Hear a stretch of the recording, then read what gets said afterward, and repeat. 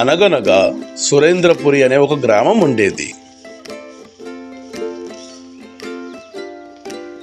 ఆ గ్రామంలో గిరి, రవి అనే ఇద్దరు ప్రాణ స్నేహితులు ఉండేవాళ్ళు. ఒకరోజు వాళ్ళిద్దరూ పక్కనే ఉన్న గ్రామానికి వెళ్ళి తిరిగి వస్తుండగా ఒక పెద్ద వర్షం పడుతుంది.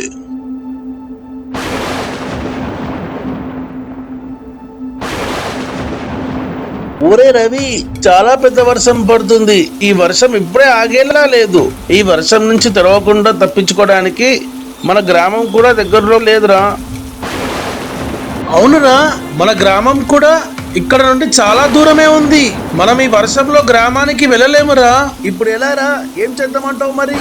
ఈ వర్షం నుండి తప్పించుకోవడానికి ఏదైనా మార్గం ఉంటే త్వరగా ఆలోచించురా. ఈ వర్షం నుండి తప్పించుకోవడానికి వేరే మార్గాలు అయితే ఏమీ లేవు. ఉన్నది ఒకటే ఒక మార్గం రా. ఏ మార్గమో ఏంటో త్వరగా చెప్పురా బాబు. ఇంకా ఆలస్యం అయితే మనం ఈ వానకి తడిచిపోతాం. ఇక్కడ ఏదైనా ఒక పెద్ద చెట్టు కిందకి వెళ్దాం రా. ఆ చెట్టు కిందనే తలదాచుకుందాం. ఈ వర్షం ఆగిపోయాక మనం మన గ్రామంలోకి బయలుదేరుదాం. సరే రవి, త్వరగా ఇక్కడ నుంచి చెట్టు కిందకి వెళ్ళిపోదాం పదా. అదిగో అక్కడ పెద్ద చెట్టు కనిపిస్తుంది. ఆ చెట్టు కిందకి వెళ్ళిపోదాం. అవునురా గిరి, ఆ చెట్టు చాలా పెద్దగా ఉంది. ఆ చెట్టు కింద అయితే వర్షం పడదు. మనం ఆ చెట్టు కిందకి వెళ్తే ఈ వర్షం నుంచి తడవకుండా మనం బయటపడవచ్చు. త్వరగా ఆ చెట్టు కిందకి వెళ్ళిపోదాం పద. పరిగెత్తు పరిగెత్తు.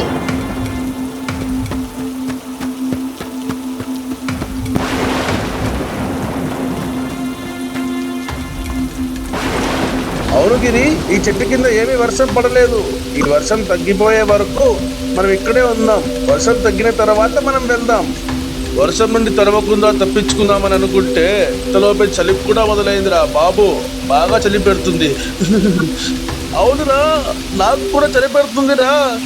గడగడా వణికిపోతున్నా. ఈ వర్షం నుంచి అయితే తప్పించుకోగలిగాం, కానీ ఈ చలి నుండి తప్పించుకోవడం చాలా కష్టంగా ఉందిరా గిరి.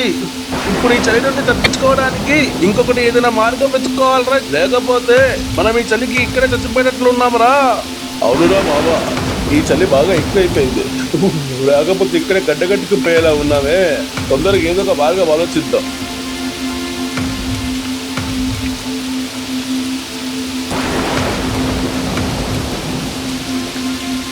ఇదేంటి, ఇక్కడ ఏదో ఉన్నట్లు ఉంది. ఇది ఏదో ఒక పెద్ద తలుపులా ఉంది. రే రవి, ఇటు చూడురా, ఈ చెట్టుకి తలుపు ఉందిరా.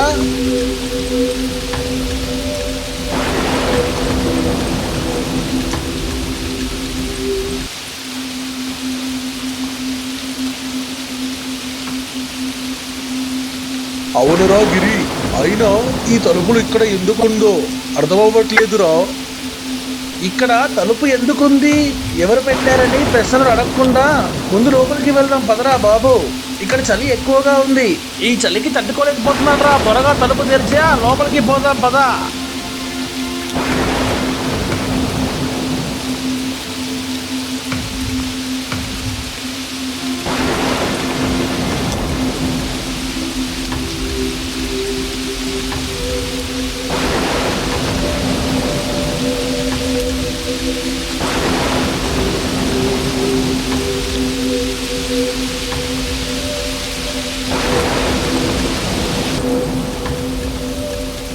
లోపలికి వచ్చారో ఇక్కడ ఏదో ఒక పెద్ద సొరంగం ఉంది. ఈ సొరంగం చూడడానికి చాలా పెద్దగా ఉంది. అవును, సరే లోపలికి వచ్చి చూస్తాను.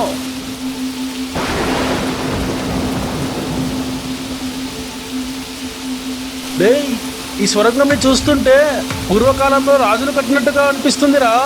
అవునురా, నువ్వు చెప్పింది కూడా నిజమే అయి ఉండొచ్చురా. ఈ సొరంగంని చూస్తుంటే ఇది చాలా దూరమే ఉన్నట్లు అనిపిస్తుంది. ఒకసారి లోపలికి వెళ్ళి చూద్దాం రా. సొరంగం లోపలికి వెళ్ళి చూద్దాం. ఈ సొరంగం లోపల ఏముందో తెలుస్తుంది. పద, ఈ సొరంగం లోపలికి వెళ్దాం.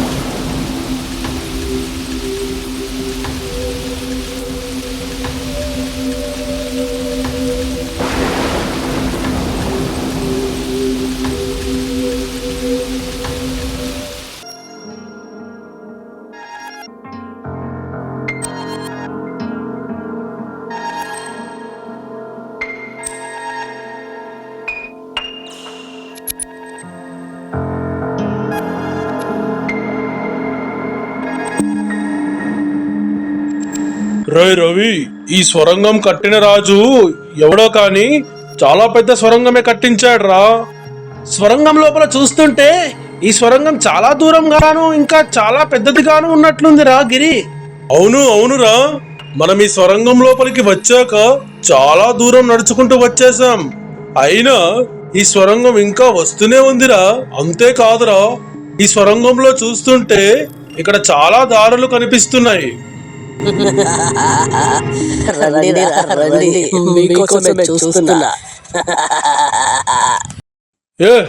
ఎవరుది? ఎవరు మీరు? కనిపించకుండా నవ్వుతున్నారు. మీరు ఎవరు చెప్పండి.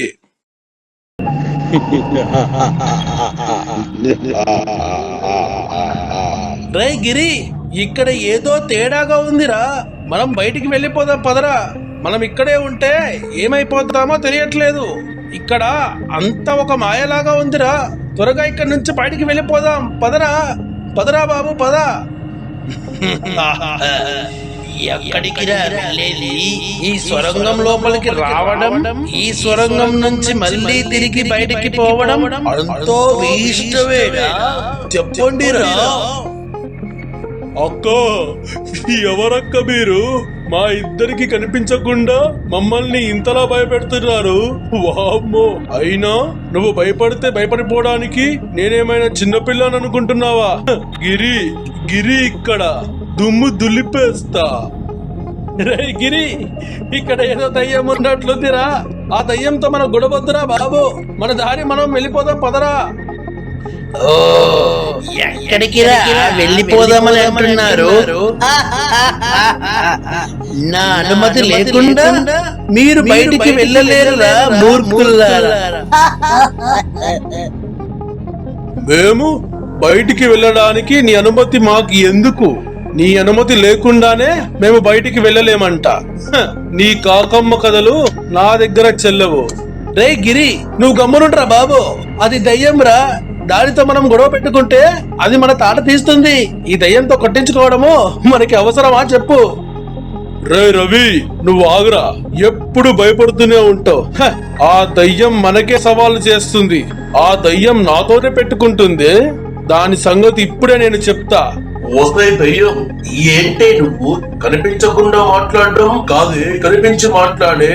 రే గిరి, ఇక్కడ మనము గొడవ పడ్డానికి రాలేరా? అది మనిషి కాదురా, అక్కడ ఉన్నది దయ్యం రా నాయన.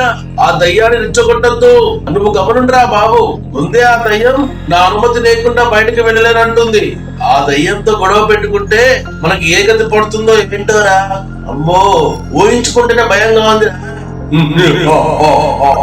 ఒరే మూర్ఖుడా, నా నివాసంలోకి వచ్చింది కాకుండా నన్నే నోటికొచ్చినట్టు మాట్లాడతారా? నీకు ఎంత ధైర్యం రా? ఆపవండి సోది. మనిషిగా పుట్టి మనిషిగా చచ్చిపోయే ఆ తర్వాత దయ్యమైనావే. మనిషిగా చచ్చిపోయిన తర్వాత దయ్యమైన నీకే ఇంత బలుపుంటే మనిషిగా బ్రతికే ఉన్న నాకెంత బలుపుండాలి చెప్పవే, బుద్ధి లేని దయ్యమా. ఒరే నోరు మూర్ఖుడా, నీకు ఎంత ధైర్యం ఉంటే నన్నే ఎదిరించి మాట్లాడతావా? చెప్తారా నీ సంగతి?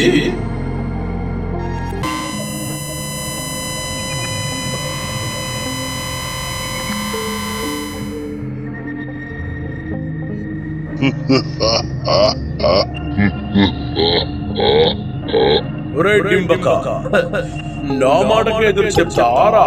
ఏంటిరా డుంబా? రే ఏంట్రోది? నన్ను డుంబా అంటుంది. వసే దయ్యమో, నన్నే డుంబా అంటావే? అది నా ఊత పదంరా డుమ్రా. అదిగో మళ్ళీ.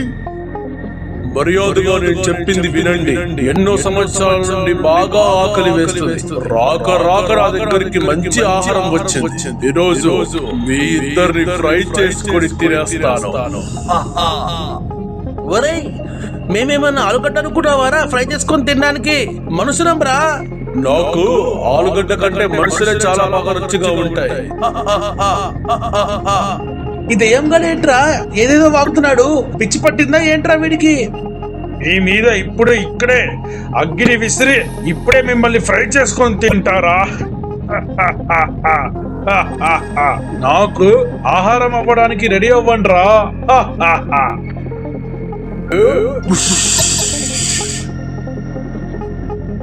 ఈ దయ్యం ఏంట్రా మావా మంటలు విసురుతోంది.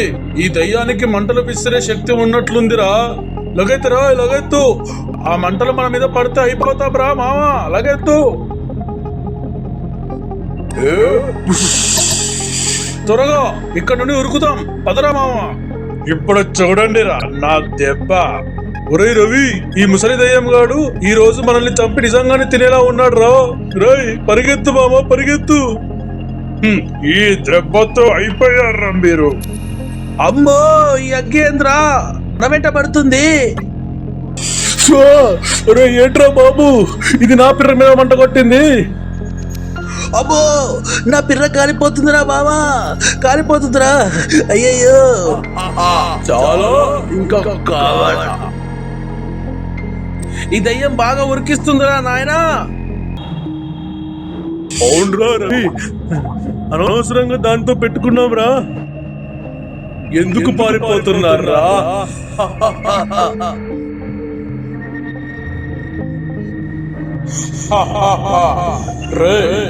ఆగండి రా పిల్ల పిట్టలు, భయంతో ఉరుకుతున్నారేంట్రా? రే పెద్ద పిశాచిగా, నీకు అసలు బుర్రుందారా? ఇక్కడ మా పిల్లలు కాలుతూ ఉంటే ఆగమంటున్నావా? అరే ఏంట్రా బుర్ర లేని పిశాచిగా, నువ్వు ఎలా పిశాచి అయ్యావో ఏంటోరా సన్నాసి. ఆగండిరా, మీరు ఆగలేదంటే నీ పని చెప్తా. పిల్ల పిట్టలో నిలబడతారా లేదా? రోవి ముసలి దయ్యమా, ఒకసారి ఇక్కడ మా బావగాడిది అవస్థ చూడురా. పాపం వాడి పిర్ర మొత్తం కాలిపోతుంది. ముందు ఆ పిర్రకి వేసిన మంటని తీసేయి ముసలి దయ్యమా. నన్నే ముసలి దయ్యమా అని పిలుస్తావారా పిల్ల పిట్టగా? ఉండు ఉండు, ఇప్పుడు చూడు, నీ పిర్రని కూడా కాలుస్తా. చూడరా, అయిపోయావురా నువ్వు.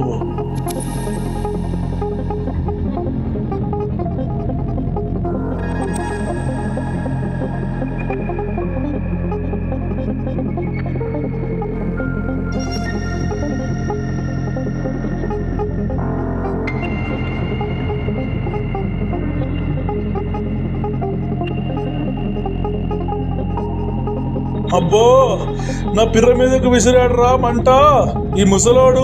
అబ్బబ్బబ్బా, అబ్బా నా పిర్ర కూడా కాలుతుందిరా. రాయ్ వీడికి మన పిర్రలు కాల్చడమే పని అనుకుంటా. రాయ్ రాయ్, వీడు మన 2 పిర్రల్ని కాల్చేదాకా వదిలేదాకా లేడురా రవి. అవునరా, వీడు వదిలేలాగా లేడు. మన ప్రాణాలు పోయినా ఆగేది లేదు. ఆ ముసలి దయ్యము మన శరీరం అంతా కాల్చినా మనమైతే పరిగెడుతూనే ఉన్నాంరా.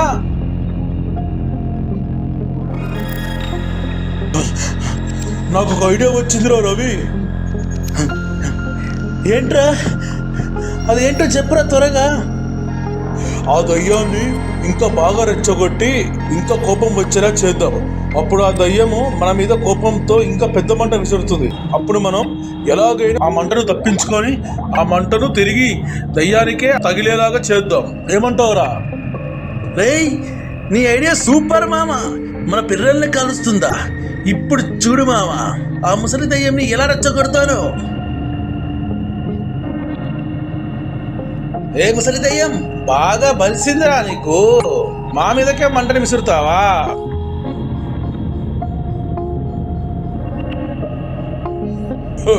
ఏది రోయ్, నోరు లేకొస్తుంది. ముసలి దయ్యం అంటున్నావు, బలిసిందా అంటున్నావు. ఏంటి మళ్ళా వాత పెట్టాలా అంటారా? ఏం చేస్తావురా నువ్వు? మా అయితే ఒక చిన్న మంట మా మీద విసిరి మా పిల్లల్ని కాలుస్తావు. అంతకు మించి నువ్వు ఏం చేస్తావురా? చెప్పురా ముసలి దయ్యమా.